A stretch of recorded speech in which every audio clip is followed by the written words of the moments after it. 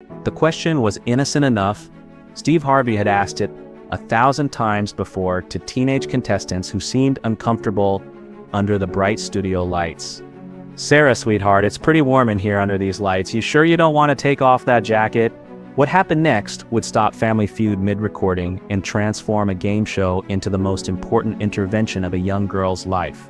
16-year-old Sarah Williams clutched the sleeves of her oversized gray hoodie tighter, pulling them down over her hands until only her fingertips showed. The movement was subtle, but Steve Harvey had been reading people for decades. Something in that gesture, that desperate need to stay covered, sent warning signals through his mind. It started as another Wednesday afternoon taping in Atlanta. The Williams family from Birmingham faced off against the Morrison family from Nashville. Standard energy, standard competition, but there was something different about the Williams family dynamic that Steve couldn't quite place. While most families buzzed with nervous excitement, there was an undercurrent of tension, a careful way they moved around each other. Sarah stood at the end of the family podium between her mother, Linda, and her younger brother, Jake. But where 12-year-old Jake bounced with typical preteen energy, Sarah seemed to shrink into herself, constantly adjusting her sleeves, checking to make sure no skin showed between her hoodie and her jeans. Even her hair, long and brown, was strategically positioned to cover as much of her neck and shoulders as possible. During family introductions, Steve had noticed her immediately, not because she was shy, though she was, but because of the way she flinched when anyone moved too quickly near her. "And who do we have here?" Steve had asked, kneeling down to her level. "I'm Sarah," she had whispered, her voice barely audible even with the microphone nearby. "Sarah, beautiful name. How old are you, sweetheart?" 16. "It's 16. Sweet 16. You excited to be here today?" Sarah had nodded, but her eyes had darted nervously to someone in the audience. Steve had followed her gaze to see a large man in the third row, arms crossed, staring intently at the stage. "But your dad up there cheering you on?" Steve had asked with his trademark warmth. The question had made Sarah's entire body tense. "Yes, sir," she'd whispered, but something in her tone had made Steve's smile falter for just a moment. Now 3 rounds into the game, that moment was about to explode into something that would change everyone's understanding of what was happening on that stage. The Williams family was doing well, trailing by only 10 points heading into the 4th round. Steve was in his element, making jokes about Grandmother Williams's surprisingly competitive spirit and Uncle Tony's tendency to give overly complicated answers to simple questions. But his eyes kept drifting back to Sarah, who hadn't removed her hoodie despite the increasingly warm studio lights. The category was things that make you feel comfortable. It was Sarah's turn at the podium, brought up by her cousin Maria, who had gestured for her to take the spotlight. Steve walked over to the family podium, microphone in hand, but something made him pause. Sarah was sweating. Not the nervous perspiration of a typical teenage contestant, but the kind of sweating that comes from being overheated in heavy clothing under bright lights. "Sarah, honey, you're looking a little warm there. Why don't you take that hoodie off? I promise these lights won't bite." The suggestion was meant to be helpful, the kind of casual host-contestant interaction that happened dozens of times during every taping. Instead, Sarah's reaction was immediate and alarming. She stepped back from the microphone, her hands flying to her sleeves, pulling them down even further. "No!" she said, louder than she'd spoken all day. "I mean, no thank you, Mr. Harvey, I'm fine." But she wasn't fine. Her face had gone pale despite the heat, and Steve could see her hands shaking as she gripped her sleeves. Steve's comedian instincts told him to make a joke, to lighten the moment and move on with the game. But his paternal instincts, honed by years of raising daughters, told him something was very wrong. "Sarah," he said gently, setting down his cards and stepping closer. "What's going on, sweetheart? Why are you so determined to keep that hoodie on?" The studio audience was beginning to sense the shift in energy. The usual game show chatter had died down, replaced by an uncomfortable quiet. Sarah looked around the studio, her eyes landing on that man in the 3rd row. When she saw him, her entire body seemed to curl in on itself. I just like to stay covered up, Mr. Harvey. Please, can we just play the game?" But Steve Harvey hadn't become one of America's most trusted television personalities by ignoring his instincts when something felt wrong. He glanced at the producers in the booth, then made a decision that would shatter every protocol. "Sarah, I need you to look at me, okay? Just at me. Nobody else matters right now." He knelt down in front of her, bringing himself to her eye level, despite the cameras, despite the audience, despite everything that said a game show host should keep things moving. "Sweetheart, are you safe?" The question hung in the studio air like a bomb nobody wanted to defuse. Sarah's eyes filled with tears, but she nodded quickly. "Yes, sir. I'm fine, really." But Steve had been around enough scared children to recognize the difference between fine and fine. "Sarah, I'm going to ask you something, and I want you to know that whatever you tell me, we're going to make sure you're okay. Do you understand?" Sarah nodded, tears now streaming down her face. "Why won't you take off your hoodie?" The silence that followed stretched for what felt like hours, but was probably only seconds. When Sarah finally spoke, her voice was barely a whisper, but in the absolute quiet of the studio, every word carried like thunder. "Because then everyone would see what he did to me." The collective gasp from the studio audience was audible. Several people in the front row brought their hands to their mouths in horror. Steve Harvey, who had heard thousands of contestant stories over his career, felt his heart break in real time. "Sarah, who did what to you?" Sarah's eyes darted again to the man in the third row, and Steve followed her gaze. This time he saw what he'd missed before, the way the man was leaning forward, the intensity of his stare, the way Sarah seemed to shrink every time she looked at him. "My stepdad," she whispered. When he gets angry, he uses his sex." The words hit the studio like a physical force. Behind the scenes, a producer made a decision that would define this moment forever. Keep the cameras rolling. The world needed to see this. Steve's training in countless crisis situations kicked in. This wasn't entertainment anymore. This was an emergency. "Sarah, I need you to show me. Can you do that for me?" "I can't," she sobbed. He said if I ever told anyone, if I ever show anyone, he'd make it worse. Steve turned to look at the man in the audience. Their eyes met, and in that moment, Steve Harvey, the entertainer, disappeared completely. What remained was Steve Harvey, the father, the protector, the man who would move mountains to keep a child safe. "Sir," Steve called out, his voice carrying the authority of someone who would not be ignored.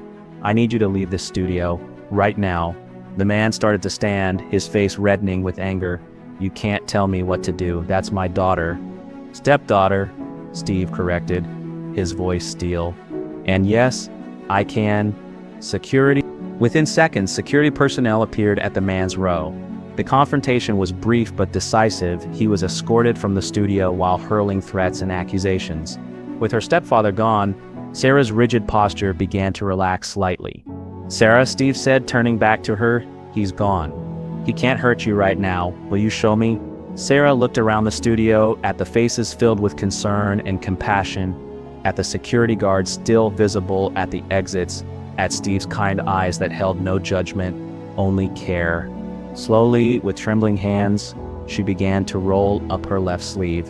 What was revealed underneath made several audience members cry out in shock and horror.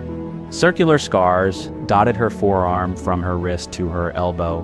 Some were old and faded, others looked recent. Each one was the perfect size and shape of a cigarette burn. The silence in the studio was deafening.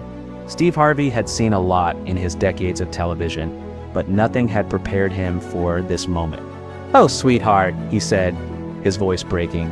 "How long has this been happening?" "Since Mom married him 3 years ago," Sarah whispered. "Whenever I do something wrong, whenever he's had too much to drink, whenever he just feels like it." Steve looked at Sarah's mother, Linda, who was standing at the family podium with tears streaming down her face. "Ma'am," Steve said, his voice carrying a weight that demanded honesty, "did you know about this?" Linda Williams collapsed into sobs. "I suspected, but I was afraid to ask. I was afraid of what he'd do to all of us if I confronted him." Steve turned back to Sarah. "Sweetheart, roll up your other sleeve." Sarah hesitated, then complied. The right arm was just as bad as the left. The studio audience was openly weeping now. This wasn't entertainment. This was witnessing systematic child abuse, and everyone in that room understood they were seeing something that would haunt them forever. But Steve Harvey wasn't done. He pulled his cell phone from his jacket pocket and, without asking permission from producers or considering the implications for television, dialed, "This is Steve Harvey. I'm at the Family Feud studios in Atlanta, and I need police and child protective services here immediately. I have a 16-year-old girl who has been systematically abused, and I need her protected right now." The conversation with the dispatcher was brief but urgent. Steve gave the address, explained the situation, and requested immediate response. Then he did something that broke every rule of television production. He stopped the show completely. "Ladies and gentlemen," he announced to the studio audience, "we're not continuing with this game today. What we've witnessed here is more important than any television show." He turned back to Sarah, who was still standing at the podium, both sleeves now rolled up, revealing the full extent of her trauma. Steve took off his suit jacket and gently wrapped it around her shoulders, covering her arms, but in a way that felt protective rather than hiding. "Sarah, I need you to listen to me very carefully. What happened to you is not your fault. You did nothing wrong, and it's never going to happen again." "But where will I go?" Sarah asked through her tears. "What about Jake? What about Mom?" "We're going to figure all of that out, sweetheart. But right now, the most important thing is keep you safe." Within minutes, police officers and child protective services workers were in the studio. Steve personally walked them through what had happened, showing them the footage, explaining Sarah's revelation, making sure they understood the urgency of the situation. But perhaps most importantly, he refused to leave Sarah's side throughout the entire process. When the CPS worker needed to examine Sarah's injuries, Steve asked if he could stay in the room. When the police needed her statement, he held her hand while she gave it. The episode, when it aired 6 weeks later, was edited to protect Sarah's privacy while still conveying the gravity of what had happened. The response was unprecedented. Child abuse hotlines reported a 300% increase in calls from viewers who recognized themselves or someone they knew in Sarah's story. Legislation was introduced in several states to improve child protection services. Most importantly, Sarah's story sparked a national conversation about recognizing the signs of abuse and the responsibility adults have to protect children. But the real impact was on Sarah herself. She was placed in protective custody immediately and later moved to live with her grandmother in a different state, far from her stepfather. Steve Harvey's foundation paid for therapy, medical treatment for her scars, and eventually college tuition. 3 years later, Sarah sent Steve a photo of herself at her high school graduation. She was wearing a sleeveless dress, her scars visible but no longer defining her. The note that came with it read, "Mr. Harvey, thank you for seeing me when I couldn't see myself. Thank you for stopping everything to save me.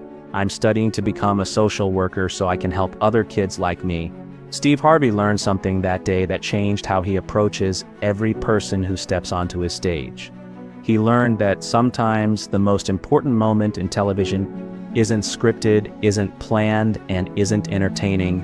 Sometimes it's the moment when you choose to see past the surface, to ask the hard questions, to stop everything when a child needs saving. The jacket that Steve gave Sarah became a symbol of protection and hope. She still has it, and she still wears it when she needs to feel safe, when she needs to remember that there are people in the world who will stop everything to make sure a child is protected. Sarah's stepfather was arrested and convicted of child abuse. He was sentenced to 15 years in prison. Her mother, Linda, entered therapy and eventually became an advocate for other women in abusive relationships. Jake, Sarah's younger brother, was also placed in protective care and later reunited with Sarah at their grandmother's house. The family healing wasn't immediate or easy, but it began that day when someone finally saw the truth and refused to look away. Steve Harvey still keeps Sarah's graduation photo on his desk, not as a reminder of good television, but as a reminder of what happens when you choose humanity over entertainment. Because sometimes a 16-year-old girl in a hoodie isn't just shy or warm. Sometimes she's hiding scars that tell a story of survival.